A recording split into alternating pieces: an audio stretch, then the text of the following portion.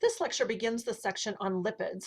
We're going to start with a segment on lipid structure. So we're going to talk a little bit about the various categories of lipids, their structure, nomenclature, and a little bit how our body is able to handle those lipids, which ones are essential for us, which ones are not. So here we go.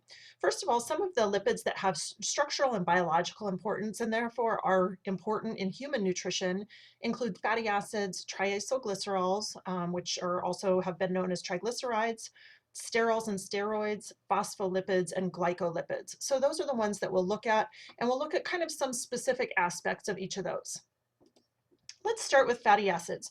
So fatty acids are the most simple of lipids, and they in fact make up a portion of a lot of the other lipids. So we'll talk about fatty acids a little bit and a little bit with the nomenclature on fatty acids. So some of this is probably going to be a little bit of a refresher or reminder, but I think it's important as we move forward that we think about this. So fatty acids have this carbon chain that you see on the screen here. So whatever the lipid is, the lines indicate a single bond. So you know this top one, for example, is a saturated fatty acid because it has no double bonds. So you're familiar with that kind of terminology. As a reminder also, each fatty acid has this carboxylic end and it has the methyl end. And that becomes important in nomenclature because basically there's two methods of nomenclature for describing fatty acids, and they both are used. One is the delta nomenclature method, and one is the omega. So this end over here, over here, that's the carboxyl end, that is where the delta, goodness, delta numbering system starts. We start counting at this end, and the methyl end is the omega, and we can use that n, lowercase n, for omega. You can also use the omega symbol, but sometimes in writing it's easier to do the n. So that's kind of with nomenclature. So essentially, when a fatty acid has double bonds, that top one doesn't, but as this bottom one does, there's a double bond right here. The delta or omega nomenclature helps us describe where that double bond lies. So if we start from the delta end, we start counting carbons here: 1, 2, 3, 4, 5, 6, 7, 8, 9. So this is the ninth carbon where that double bond starts. So if we were using the delta nomenclature, that would be delta 9. Whereas if we were using the omega nomenclature, we start on the omega end of the carbons and count those in: 1, 2, 3, 4, 5, 6, 7, 8, 9. In this case, it's the same, but it's not always going to be that way. So this would be an omega 9 fatty acid. So that's how the nomenclature works in terms of the delta and omega. The other important aspect of fatty acids to remember is that it has this hydrophobic end and then the hydrophilic end. And those properties of being both hydrophobic and hydrophilic, or having a hydrophilic element and a hydrophobic element, make fatty acids very important in terms of allowing other things that are water soluble or water insoluble to sort of mix or be transported. So we'll talk about that a little bit as well. This slide gives some examples of some common naturally occurring fatty acids, or some naturally occurring fatty acids. Some of them aren't all that common. And I want to use this just kind of as an illustration or reminder on that nomenclature aspect. So up in this top section, we have those saturated fatty acids. So because we have no double bonds, that would have, the nomenclature would have the number of carbon atoms, in this case 14, and then a colon, and then the number of double bonds would be 0 in a saturated fatty acid. So no double bonds in that. So that you can kind of see that in all of those saturated fatty acids. When we move down to the unsaturated fatty acids, remember we can have monounsaturated, which would have one double bond, or polyunsaturated, which would have multiple double bonds. So in this case of this top two, the 16 and 18, you can see the number of carbons is 16 in that top one, and then the 1 indicates that there's one double bond. So that would indicate it's a monounsaturated fatty acid. I'm going to move down to the polyunsaturated fatty acids to talk a little bit more about nomenclature, and we can look, for example, one that you probably are somewhat familiar with is linoleic acid. So this one here, that's an 18 carbon fatty acid. It has 2 double bonds, so that's represented right here in the 18 and 2. And then you see delta 912. So remember, with that delta nomenclature, we start at the carboxyl end counting. So if this was that amino acid or fatty acid, not amino acid, and we're moving this way, so then we have our carbon and hydrogen, a lot of those, on those chains. We start from this in that omega in that delta nomenclature. That's our first, sorry, I got a little messy there, our first carbon. And in this case, since it's a delta 9, we would count over 9 carbons, just like in the last one we looked at, and that was where our first double bond would be. And you see it says delta 912. That means that 12 would be the second double bond. Now, in reality, we don't need that 12 because there's always going to be 3 spaces in between the double bonds, but with delta, it's almost often identified that way. This one is an omega-6, so the N6 would be the other way of doing nomenclature. So that would start at the omega end of that fatty acid. So remember, that would be the CH3 down on this end, so you'd start counting carbons here. And since it's an omega-6, we would count over 6 carbons, and when we got to that 6th carbon, that's where the first double bond would be. So if you drew out that linoleic acid, or you look at the structure that it has drawn here and you count that out, you would find that. So again, just an illustration over here where it's showing these different nomenclatures. It's giving you both the delta and the omega nomenclature, but each one are representing this formula that's described for that fatty acid. So this is a good chart too, to just kind of look at some of the food sources of those various fatty acids as we start to think about some of the nutrition implications of those. So as you know, we have a couple essential fatty acids, and they are essential because our body can't produce them. So that's, a term you're familiar with in terms of nutrition. So the essential, I keep wanting to say amino acids, excuse me, the essential fatty acids are linoleic and alpha-linolenic acids. So those are the 2 essentials. And those fall in the category of linoleic falls in the category of omega-6, and alpha-linolenic falls in the category of omega-3. So I wanted to talk a little bit about these because these have so much attention with them, and a lot of health implications and a lot of research going into these. So I also wanted to talk a little bit about the metabolic pathways that these are involved with, as well as the idea of that these are essential, but they also make other omega-6 or omega-3 fatty acids through processes in our body. So essentially, our body can take these fatty acids and then either by desaturation or elongation make other fatty acids. So I'm going to start on the left here with those omega-6 fatty acids, just kind of going through these steps. So the first step is this linoleic acid to gamma-linolenic acid.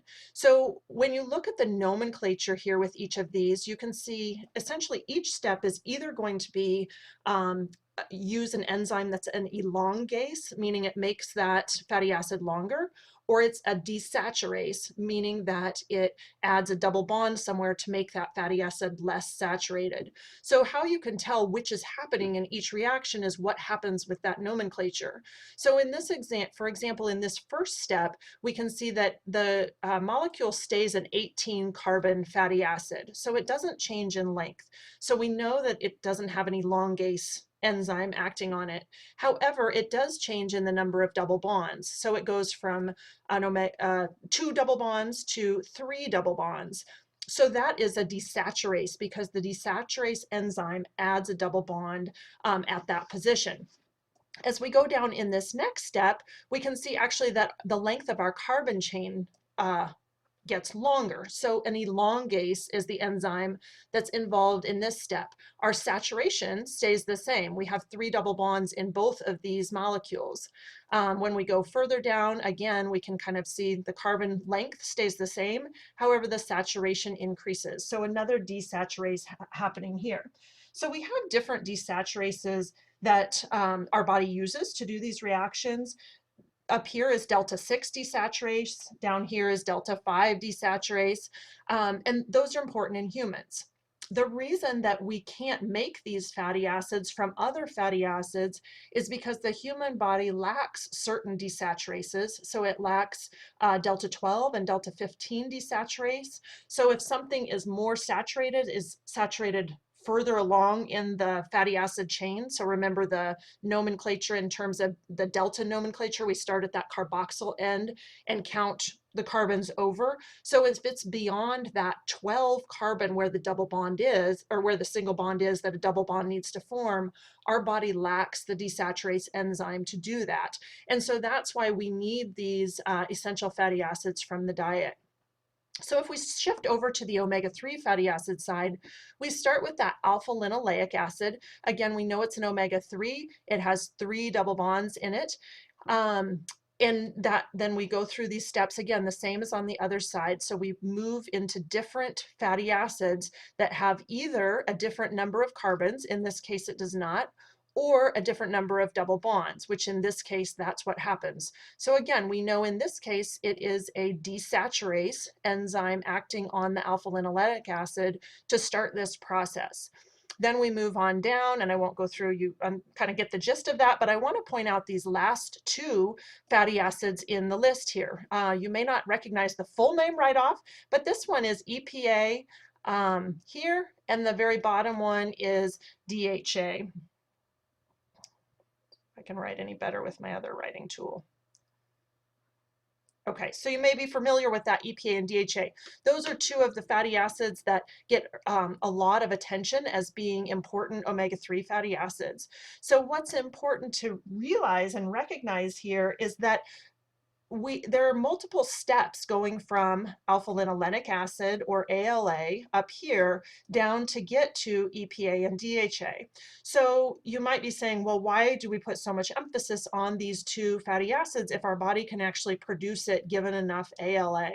Well, the reason is that not everyone is entirely efficient at doing this elongation and desaturation. So in this case, it's a desaturation reaction, and in this case, it's an elongation reaction. Each of those requires specific enzymes, and some people are more efficient at that metabolic reaction, and in that case will have no problems forming these 2 fatty acids, and other people aren't as efficient in that and so might not form them as easily. So when we think of sources of omega-3 fatty acids, for example, if we talk about plant sources like walnuts, flaxseed, that sort of thing, we're talking about this ALA, that alpha linolenic acid. Whereas if we're talking about things like fish in particular is the biggest source, we're talking down here in the EPA, DHA, particularly that EPA fatty acid. So that's why sometimes it's really encouraged to get that fish intake, for example, of omega-3s, because it's a more direct source of the fatty acid that actually has been shown to have more of the metabolic effects. So the alpha linolenic is good, and it's important, and as long as our body's a really good converter, then it's going to meet the need. But that's why the emphasis on this.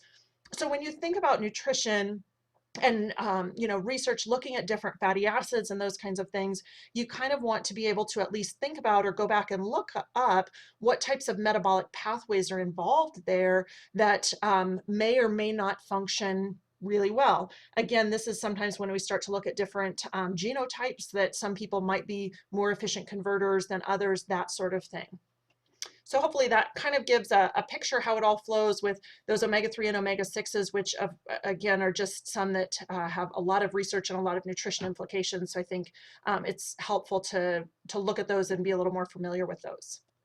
So what we've talked about so far is all about fatty acids, which again, those are a big part of lipids, both in our body and in food. So really important to be familiar with the aspects of fatty acids.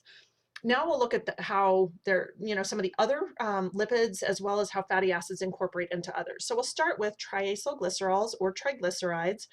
Triacylglycerol is a little bit more accurate, so being used more and more, but essentially it's the same thing as what triglycerides are. So again, this is basic review for you, that triglycerides have that glycerol backbone, as shown right here, and then they combine with fatty acids. In the case of triglycerides, it combines with 3 fatty acids.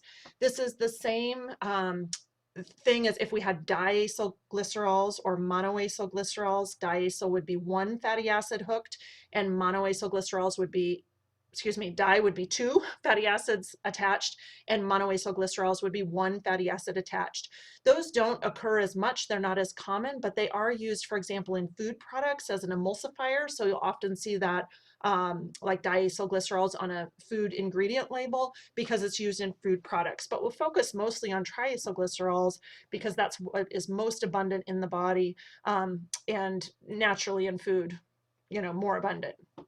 So essentially the glycerol and the fatty acids combine together. Remember, when those combine, they combine right at this spot right here and release a water molecule as a byproduct. So an H2O comes off here, and then we have the fatty acid hooked onto the or the multiple three fatty acids, but at each place the fatty acid hooked onto that glycerol backbone to give us the triglyceride. And you see the little symbol here that shows that triglyceride. Again, the head and the tail of the triglyceride, allowing that to have some good functionality in terms of allowing hydrophobic and hydrophilic things to interact. One other thing to keep in mind, I think, with triacylglycerols is that each of these three of the fatty acids that are hooked can be unique and different fatty acids. So when we talk about like a monounsaturated fat or a polyunsaturated fat, generally in food, it's in the form of a triacylglycerol. And so really what we're looking at is whether the majority of the fatty acids in there are saturated or monounsaturated or polyunsaturated. But in reality, there's usually somewhat of a mix. So just keep in mind the saturation really involves each of these individual fatty acids, and in any triacylglycerol, you have the potential of three different fatty acids. Okay, we'll move on now to sterols and steroids. So sterols have a four-ring core structure, which is very different than what we just looked at with that triacylglycerol or the fatty acid. So these are a larger structure and a four-ring core structure. The most important biologically of these is cholesterol, which is an animal sterol, so it's only found in animals, including humans. It's part of cell membranes, and we'll look at that in a minute. And it's also a precursor for a variety of other steroids, including bile acids, sex hormones, adrenocortical hormones, vitamin D. So it has a variety of functions, and actually cholesterol has very important functions. It often kind of gets a bad rap, but cholesterol is very essential. Our liver makes it, so even if we don't eat any dietary cholesterol, for example, if someone's eating a vegetarian diet, they're not going to get any cholesterol in their diet because it only comes from animal sources, but their body is still going to produce cholesterol. So it's absolutely essential to have cholesterol in the body. We don't have to get it through food because our body can make it, but we absolutely have to have cholesterol in the body. This is an image that just shows the structure. So again, the sort of pinkish colors, they show this is a structure of cholesterol, and this part is the sterol part of cholesterol, and then this is the part that would be different with different sterols. So you can see, as compared to, for example, the triglycerides or those free fatty acids, that this has a much more rigid structure, and that really drives a lot of its function. And we'll look at the cell membrane again briefly at the end, but this gives the cell membrane some rigidity and is very important in that role. The next group of lipids we'll look at is phospholipids. Phospholipids are basically a phosphate group and then one or more fatty acids. So again, those fatty acids are really an important element of a lot of other lipids. Phospholipids, really their primary biological role is in cell membranes or structure in general, and they can function as anchoring to help anchor proteins, and they are hydrophilic, which is part of their functionality. Glycolipids are another one to just briefly mention. As the name implies, with the glyco, they have a carbohydrate component in their structure, and then the lipid, of course, a lipid component. These are also primarily involved in structure. They are found in the medullary sheath of nerves and in brain tissue, so kind of looking a lot in the central nervous system where you'd find glycolipids. And they also do provide the determinant of blood type, so the A, B, O typing of blood types. I wanted to briefly revisit the plasma or cell membrane. We've talked about this already in the course, but a few things have come up over the past couple of topics that I think is important to sort of put into context. So one thing we just talked about today, well, I guess I'll sort of remember that this, this cell membrane is really comprised, the basic part is this phospholipid bilayer. So that's a big part of the cell membrane, but that's not all of the cell membrane. And I think sometimes in very simplistic drawings, it gives the impression that that's really almost all that's there, when in fact, there's a lot of other things going on in the cell membrane. So a couple of things we just talked about specifically in the cell membrane, or this phospholipid is this phospholipid molecule, or these lots of phospholipid molecules. And remember, the characteristics of that are really important because they have these hydrophilic heads. And remember, outside in this area is the extracellular fluid, which is going to be a water-based a fluid out there. So it's hydrophilic. So we need for the cell membrane to be able to interact with that water. And then those phospholipids have these hydrophobic tails. And so that allows sort of this mixing of fat soluble and water soluble components by forming this bilayer, where the inside part of the bilayer is hydrophobic and the outside part is hydrophilic. So that's a really important role for phospholipids, as we just talked about. The other thing that we just talked about is cholesterol. Again, cholesterol is within the cell membrane, and it kind of shows it here, I think, in this yellow, and I'm not entirely sure what the greens, I was looking for what the greens are, but they have a variety of these places where they have this yellow piece that's supposed to be cholesterol. So remember when we saw that cholesterol structure, it's that four-ring structure that's going to give rigidity to the cell membrane. So often we think of cell membranes or plasma membranes, I think, as very static, where in fact they're actually very dynamic. So they do need some structure, and the cholesterol helps give it that structure, but the rest of this and stuff going on in the cell membrane is actually very dynamic and changes based on what's going on in the environment. We talked last week about some of the glucose transporter proteins, the GLUT proteins. So for example, this would be this alpha helix going through here. It's a protein, but those proteins, I guess the glucose transporter proteins would be one example that would look something like this. So it spans throughout the membrane. So just an example, again, to kind of pull in some of the topics we've already talked about and think how all of that sort of fits in the cell membrane, and why the characteristics of each of those components are really important in terms of, it being hydrophobic or hydrophilic, or the structure that makes it very rigid, or a structure that makes it loose and flexible. All of those things allow them to be functional in their individual roles.